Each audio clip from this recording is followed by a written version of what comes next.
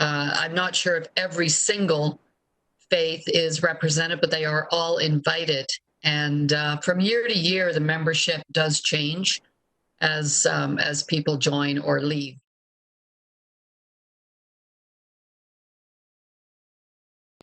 So staff are moving into a review of the noise bylaw, and I think that would be an appropriate time to consult with DIAC and the other religious institutions. Actually, this is a question to staff. We are in the process of updating our noise bylaw, and I think Councillor Parrish to put in the specifics about call to prayer or broadcasting going forward, that needs to be dealt with separately under the noise bylaw and not this motion.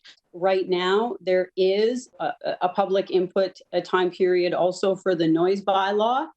And residents did say to me that this is another opportunity where all members of the public can provide input into that process. What was done for the Muslim community was within the context of COVID is a difficult time. What can we do to alleviate you? I think what Councillor Parrish is suggesting is something much longer term. I think because this is a new issue and didn't come up during the noise bylaw review, I think staff will look at a wholesome consultation around this issue. And so we're quite happy to include either the Interfaith Council or others who want to be part of the conversation. This went from something that was going to get put over into DIAC to it's coming into the noise bylaw component. I thought gesture from last week was a temporary one exclusively for the time of COVID and the state of emergency in the city. This seems to be changing. The existing resolution of council was a waiver of the noise bylaw. And what I thought I heard from the conversation this morning is that there was a desire to take a look at this for the longer term. If I've misunderstood that, then it would be important for council to tell me that, because that's where I thought. I mean, otherwise, there's no reason to refer it back to DIAC. The existing resolution disappears on May 23rd. The referral to DIAC, I guess, in the end, was to say, yes, something came out of this motion that is going to include those groups. They may want to rediscuss it. They may want to go back and rehash it and say, what could we have done differently? So I have no problem with that. But to start opening up Pandora's box to full years of change like that without massive public consultation, I don't think that's up to a committee. I think that's up to council. If someone came forward and asked for an exemption to the noise bylaw, a permanent exemption, then it's something we can always look at again, because all bylaws can be reviewed. We did the right thing today. We had a more fulsome conversation. I think last week we did what was in the best interest, what we thought was in the best interest of a community that came forward with what I thought was a reasonable request for a finite period of time during a pandemic. As Councillor Sato said, we could have opened it up to all groups. Maybe we should have. Maybe if we'd gotten that staff report, we would have. We have an opportunity to change that once DIAC does come back.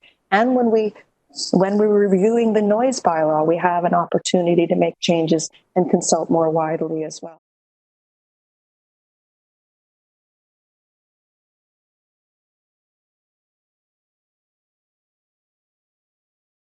What I'd like to do is delete all the whereases, which sit in a permanent record, except for the first one. I would remove all those other pieces because they're justifications, they're excuses, and they're accusations, and I can't support those. I want to support the motion. I would also like to amend it under the first, therefore be it resolved that the matter of broadcasting audible expressions of faith be referred to Council's Diversity and Inclusionary Advisory Committee. I would stop the motion there, because again, to allow for thoughtful discourse and public engagement implies we didn't have thoughtful discourse, which we did, in my opinion. The second, therefore, be it resolved, I support, and I'd like to add an amendment, if it is acceptable, further, that the committee review the calendar of all major faiths to September 1st to see if any other modifications can be suggested as a comfort during the COVID pandemic to other major religions. So some of the comments in the motion are very insulting, not just to a few of us on council, but all of us on council. And I think it's very unfair. You think you've created stress out in the community. Well, I think you've created a lot of stress here at council as well. And it's not something that any of us really need. I personally would like to go back to our original bylaw. I don't know if there would be enough support for that. So I would like to see an amendment to the current motion to rescind the bylaw that we did last week. I don't know if there'd be enough support for that, but I will put it out there. I'm not sure that we should be doing anything at this point. We did something, right or wrong, and we're going to get comments from everybody. In all the years that I've been involved in politics, I've never seen an issue that took off like a rocket. It's been fireworks. And to have people call me and say, we're going to do a campaign, wait till you see the letters, wait till you see the emails. That's threats. That's threats to the way we do business. First of all, I think we need to have a strong idea about the separation of church and state. Are we even on the right track by opening up what might be very much a political can of worms, but to have public displays of various religions? I don't know what ethics person might say about that, or someone who's got long experience about whether this actually makes things worse. But I know what doesn't work is trying to force this down people's throats, and we're not really contributing to harmony in the community and sense of tolerance and so on. I won't vote for the motion as it stands. I'm never afraid to take a negative point of view or position. And if I don't agree with it, I'll raise my hand in opposition. And I would certainly support today an amendment, only an amendment, well, not even amendment, a motion that would say that we would open this to all faiths. Yes, it would be nice to go back to where we were. I don't think that's going to happen. I mean, we have, I guess, 12 or 14 days left in this situation, and maybe that's something we have to live with at this point. Maybe the idea of the way we bring motions on and who represented and the type of background we need for those motions, maybe that should be a governance issue. I think there's been damage done, and let's try to correct that in the best fashion possible. I think the motion and some of the revisions to it, maybe that's the best way to do it. And it's not going to keep peace, but maybe we carry on and try to do something better in the future. Maybe this is probably one of the biggest lessons we can all learn. So I think the best thing we can do is support the Councillor McFadden's motion as amended by Councillor Parrish. For us to reverse our bylaw decision now would send an equally bad message out to the community that, number one, we don't know what we're doing, and number two, that we, somehow or other we caved into a huge amount of pressure, which, by the way, has been pretty heavy duty on us. And let's just try to work together to get this done. If it's sending it back to DIAC, keeping what we've done and the bylaw in place, going back to DIAC to get some feedback, get some more public consultation, then I would support that. If we can't really fix or undo, but to go and say, let's just open it up for everybody. Well, I'm not sure, there's a proper parallel here, because other faiths, I don't believe, or religions are not worshiping in a similar way whereby they're having either feasts or festivals or anything like that would be in need of a potential exempting of our noise bylaw.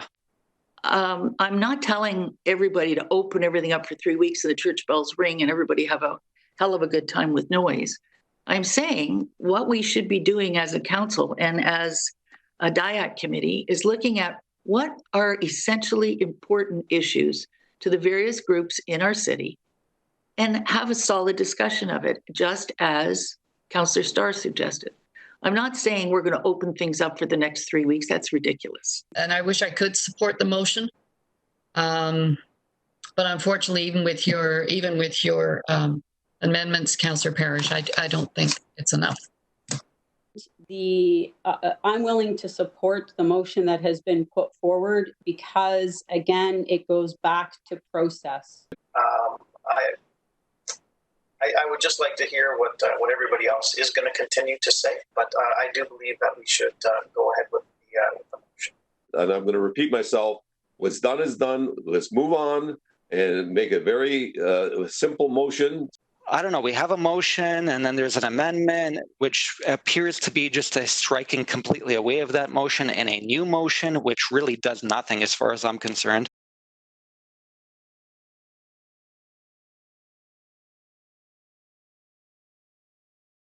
I would ask Sue and Ron if they would remove the motion completely and just give direction that the subject go to DIAC at their first regularly scheduled meeting. And we've had the input from the Interfaith Council of Peel, and I certainly have no problem with getting input from DIAC, but I think that infers that we are considering moving forward to opening this up for future and for longer than what I think we considered last week. I'm certainly not prepared to really consider that. So we send it to DIAC. We get an opinion back from DIAC. What's that going to do? It's not going to change my position. It may change some of your positions, and that's fine. I don't think what we're asking for from DIAC is an immediate decision to say, well, this is right, this is wrong, let's do this. Committees are brought together for the information so that we get a feeling, we get some sort of representation of what's happening and what the thoughts are. So I would think that this is not a full-blown report, Janice. It's probably a matrix of something that's out there. Same thing you've done before with those other issues that I've just mentioned. And by the way, in some of those cases, nothing was done. I still believe in the motion, but I understand the tone of everybody that it's better that we, refer it back to staff. And at the time, it gets discussed wholesomely for all faiths at the DIAC meeting. And Councillor Carlson, I liked your idea of having someone from the ethics person come and speak. And I agree that it goes back for referral to DIAC. And I'm very happy, Councillor McFadden, you're going to withdraw your motion. I think it's the right thing to do. So 16.1 has been referred to DIAC when it meets next. And all those in favor, wave at me. And me as well. Thank you. Any opposed? Thank you very much.